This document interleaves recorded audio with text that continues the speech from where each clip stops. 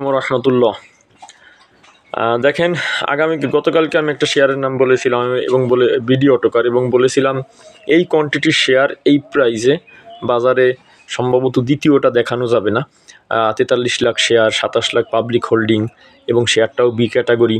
এই শেয়ারগুলো আসলে বিগত সময়ে লো পেইডের যে গেম হয়েছে এই কোয়ান্টিটির শেয়ারগুলো 700-800 পর্যন্ত উঠে গিয়েছে, কিন্তু এই শেয়ারটা অন্তত ডাউন ট্রেন্ড, সাপ্লাই অ্যান্ড ডিমান্ডের কম্বিনেশনে ভালো জায়গায়, এটা আমি বলেছিলাম। এবং আমার কথা স্পষ্ট, আপনারা কোনো শেয়ার কারোর কথা শুনে কিনবেন না, এটা আমি সবসময় বলি। আপনারা নিজে জাস্টিফাই করবেন, দেখবেন, বুঝবেন, এরপরে সিদ্ধান্ত নেবেন। আমরা যারা শেয়ার নিয়ে অ্যানালাইসিস দিই, অবজারভেশন করি, আমরা একটা কথা বলতে পারি, আমরা বললাম, অ্যানালাইসিস দিলাম, কিন্তু এটা আপনাদের কল্যাণের জন্য হচ্ছে কি না এটা আপনারা জাস্টিফাই করবেন। দেখেন, আজকে দুইটি শেয়ারের কথা আমি আলোচনা করব, সেটা সম্পূর্ণ আপনাদের জন্য, যাতে করে মানুষ বিভ্রান্ত হয়ে যে শেয়ারগুলো অনেক প্রাইস আপ ট্রেন্ডে চলে যায়, সেই শেয়ারগুলোতে এন্ট্রি দিয়ে মানুষ লুজার হয়, সেই জায়গা থেকে বিনিয়োগকারীদের পাশে দাঁড়ানোর জন্যই এই কর্মপন্থা। দেখেন, আজকে যে শেয়ার দুইটার কথা বলবো, এক নম্বরে খুব সংক্ষিপ্ত আকারে বলবো অ্যাপেক্স স্পিনিং। আপনারা জানেন ভালো শেয়ার,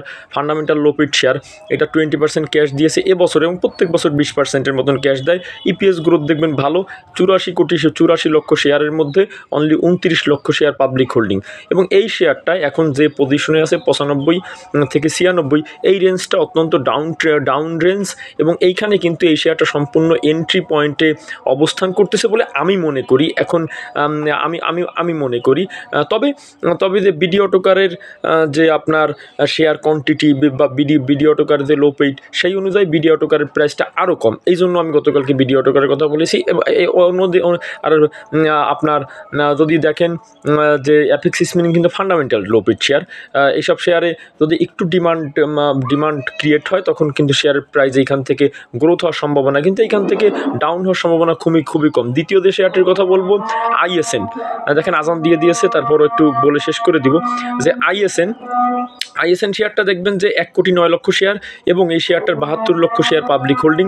শেয়ারটার প্রাইস একেবারে কম, বি ক্যাটাগরি শেয়ার, 0.50%, মানে 0.5% ক্যাশ ডিভিডেন্ড দিয়েছিল। বি ক্যাটাগরি শেয়ার, 72 লক্ষ শেয়ার, 36 টাকা 37 টাকা এই লেভেলের মধ্যে আছে।